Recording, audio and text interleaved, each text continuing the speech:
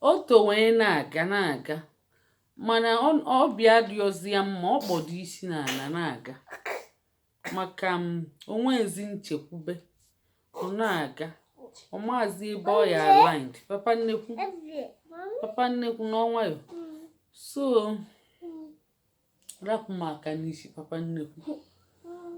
So when he felt cold and tired, Otto saw a place that looked full of light and hope.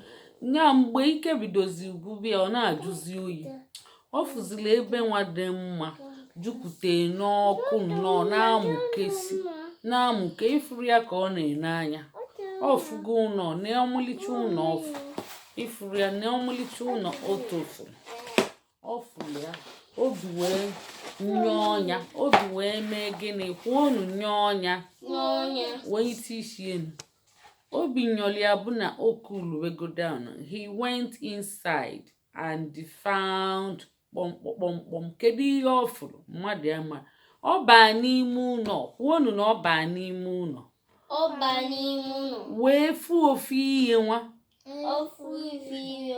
mmadụ ya mara ka anyị mali ihe ahụ ka anyị mali ihe o tofuru ịchọ ka anyị mali ihe o tofuru ka anyị mali ya na wow akwụkwọ ka o tofuru unu bụrụ ya na ihe o tofuru ebe ka ihe o furu and ọ na-like ịgụ akwụkwọ rows and rows of book nya ụgbọ akwụkwọ kwuo na ụgbọ akwụkwọ o jupụtara ebe niile kwuo na o jupụtara ebe niile. Otto began to climb ka ihe bụ climb ọ na-aligo kwuo na ọ na-aligo ka ebe ọ na-eje mmadụ ya mara and there at the end of the shelf he saw something. Ọ fụkwala ihe kwuo na o nwere ihe ọ fụrụ ihe kwuo na ọ fụrụ ihe pannekwu kwuo na ọ fụrụ ihe ka anyị mara n'ihe ọ fụrụ anyị amakwa could it be kedu ihe ọ ga-abụ could it be anyị amakwa ihe ọ fụkwara afụ ka anyị nene ihe ọ fụrụ. Hey, it was another book bear. Ọkwa ụmụ nwanne ifugo onye fụ ụmụ nwanne ọ na-like kwu ya ọ si no big bear kwuonu book bear akwụkwọ eneke ntị ọba kwuonu anyị amarakwa afọ onye mana anyị ga-emechi mara afịa ka anyị bịa ka anyị mara afịa ụmụnne bear the family kwuo na ezinụlọ bie nekwebe na-amakụzi maka ọfụgo ụmụ nwanne ọ ya anabatazi ọ ya feel welcome kwuonu na ọ ya feel welcome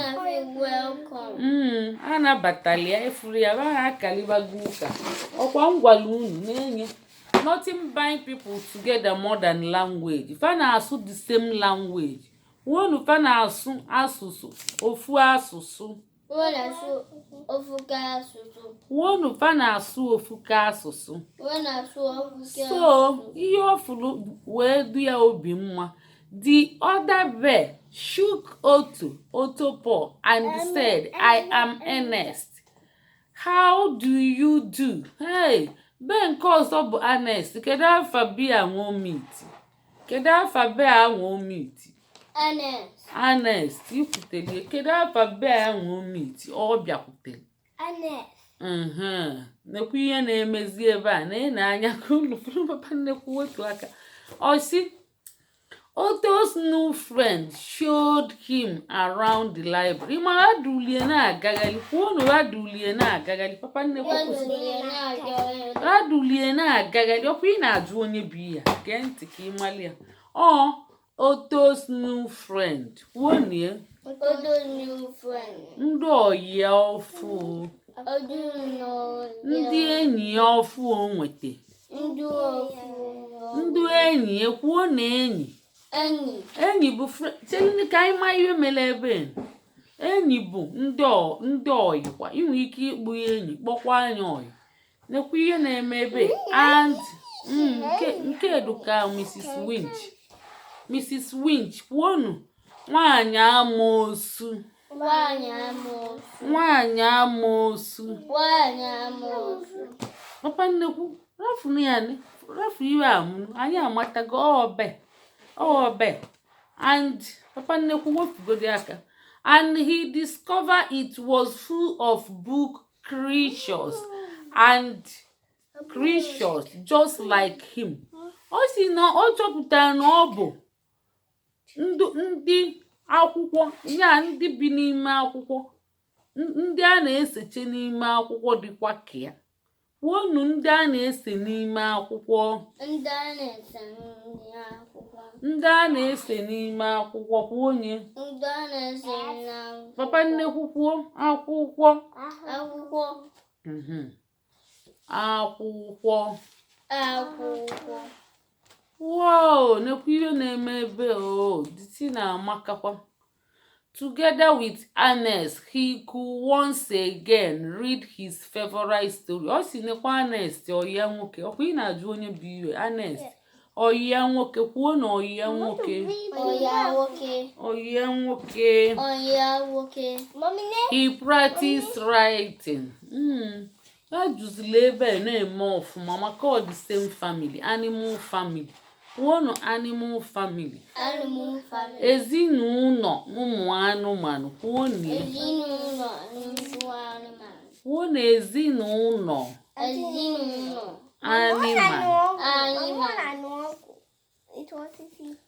Ha na-anụkwa ọgụ na-enyefa na-anụ ọgụ. Osikwa and out of all kind of exciting things. O si na o nwere ụmụ ihe ọ na-amasị ya ndị ọ na-emekwa. Ọ na-eme nnọọ ụmụ ihe ọ na-eme bụ nekwa anya n'anya ihe na-eme ebe. And the best part was kedu o si nọ nke kachasị mma nekwepa na-egwuli egwu irugie ọ bụrụ ọgụ ka a na-anọ ụdị egwuregwu unu na-egwu kwuo na egwuregwu a na-egwuli egwu n'enye obodo ụmụ anụmanụ a na-egwuli egwu na-egwuli egwu ọ bụ adịghị mma. Now Otto had a lot of readers and made him the happiest book bear of all. O si na Otto enwetego ndụ na-agụ akwụkwọ and obi dị ya mma yanwa bụ onye obi kachacha mma n'ụwa niile.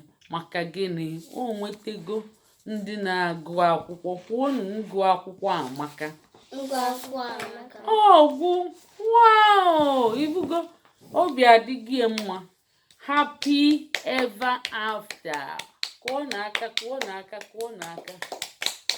wow kwuo n'aka ngwa kwuonu ka emesịa.